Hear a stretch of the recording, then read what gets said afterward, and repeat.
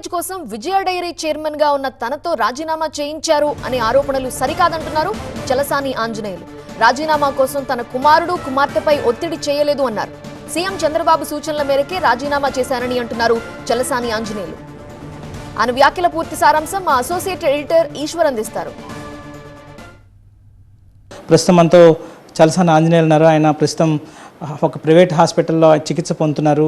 ఆయనతో మాట్లాడే ప్రయత్నం చేద్దాం. సార్, సడన్గా మీ రాజీనామాకు సంబంధించి ముందుగానే మీరు చర్చించలేదా పార్టీ మీతో? ఎలక్షన్గా మీరు ఏకగ్రీవంగా ఎన్నికైన తర్వాత ఎందుకు అలాంటి ఒత్తిడి తీసుకురావాల్సి వచ్చింది?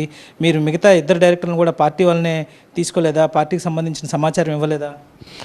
నేను 7 సంవత్సరాల్లో 7-3-21 మందిని తెలుగుదేశం పార్టీ తీసుకున్నా. ఆ నియోజకవర్గాల్లో ఉన్నటువంటి ఇన్ఛార్జీలతో సంప్రదించినాకే నేను ప్రతి ఒక్కసారి పెట్టా. ఎప్పుడు కూడా ఆ నియోజకవర్గాల ఇన్ఛార్జీలతో మాట్లాడే సంప్రదించి పెట్టా. ప్రభుత్వం పార్టీ ఇంకొకరికి చైర్మన్గా అవకాశం ఇవ్వాలనుకుంది. ఆ సమన్వయ లోపాన్ని నేను నామినేషన్ వేసిన తర్వాత నాకు కూడా గ్యాప్ వలన తెలవడం జరిగింది. దానివల్ల నాకు ముఖ్యమంత్రి చంద్రబాబు నాయుడు గారి ఆదేశం, నేను ఆయన శ్రీరాముడు, నేను ఆంజనేయుడు అంటండి. నా భావంతోనే ఆయన చెప్పారు. ఎగ్జాక్ట్లీ మీరు చెప్తున్నట్టుగా బయట కూడా చంద్రబాబు శ్రీరాములు, మీరు ఆంజనేయుల పేరు తగ్గట్టుగా దాంట్లో మీ ఇద్దరు రిలేషన్లో దాని గురించి పెద్దగా ఎవరు అభ్యంతరం వ్యక్తం చేయట్లేదు. కానీ మిమ్మల్ని హాస్పిటల్కి వచ్చి మంత్రులు బలవంతంగా ఇక్కడే హాస్పిటల్లో కూడా మీరు అనారోగ్యంతో ఉన్నప్పటికీ కూడా బలవంతం చేశారన్నది కదా, ఏం మాట్లాడారు మంత్రులు మీతో? బలవంతం ఏం లేదు, కానీ రిక్వెస్ట్ చేశారు. ముఖ్యమంత్రి గారి ఆలోచనలు ఎలా ఉన్నాయి, మీరు చేస్తే బాగుంటుందని చెప్పారు. డిస్కస్ చేసాను తప్ప బలవంతం అనే కార్యక్రమం ఏం లేదు. హెరిటేజ్ని ఇక్కడ విస్తరించే క్రమంలో భాగంగానే విజయ డైరీని బలహీనపరిచారని కొద్దిసేపటి క్రితం మాజీ మంత్రి పేరు నాని అన్నారు. సార్, దీన్ని ఎలా చూస్తారు? నేను అనుకోనండి, ఎందుకంటే చంద్రబాబు నాయుడు గారు నాకు అప్పచెప్పిన ఉద్దేశం కూడా 19 మే 2002లో నేను చేయగలను నమ్మకం. 35 సంవత్సరాల పార్టీలో నేను చేసిన విధానంలో ఆయన నచ్చిన విధానం.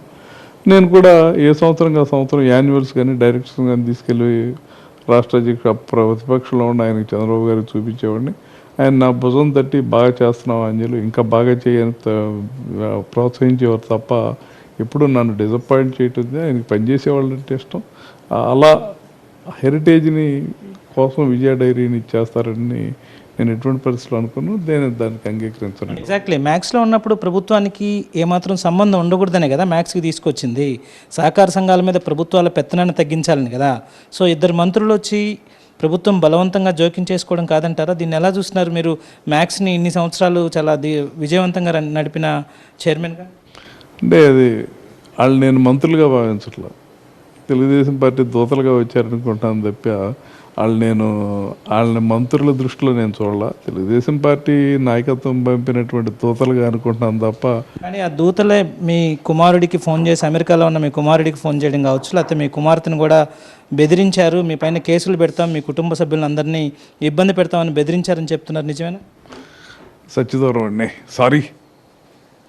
సారీ ఎటువంటి జరుగుతాయని నేను అనుకోను. ఇది ఆంజనేయులు విజయ డైరీకి చైర్మన్ చేసిన తర్వాత రాష్ట్ర వ్యాప్తంగా పెద్ద చర్చనీయాంశం అవుతుంది. అయితే ఇందులో ఏ ప్రమేయం లేదు, ఎవరి ప్రమేయం లేకుండానే తానే స్వచ్ఛందంగానే, ఎందుకంటే వేరే నాయకత్వాన్ని మార్చాలనుకున్నారు విజయ డైరీకి సంబంధించి. తెలుగుదేశం పార్టీ అధినేత నాకు బాధ్యతలు అప్పగించినప్పుడు కూడా ఈ విజయ డైరీని మరింత ముందుకు తీసుకెళ్లాలనే లక్ష్యమే, హెరిటేజ్తో కోసమే దీన్ని బలహీనపరచాలన్న వ్యాఖ్యలు అవాస్తవం. అలాగే నా కుటుంబ సభ్యులను బెదిరించినట్లు దాంట్లో కూడా వాస్తవం లేదు.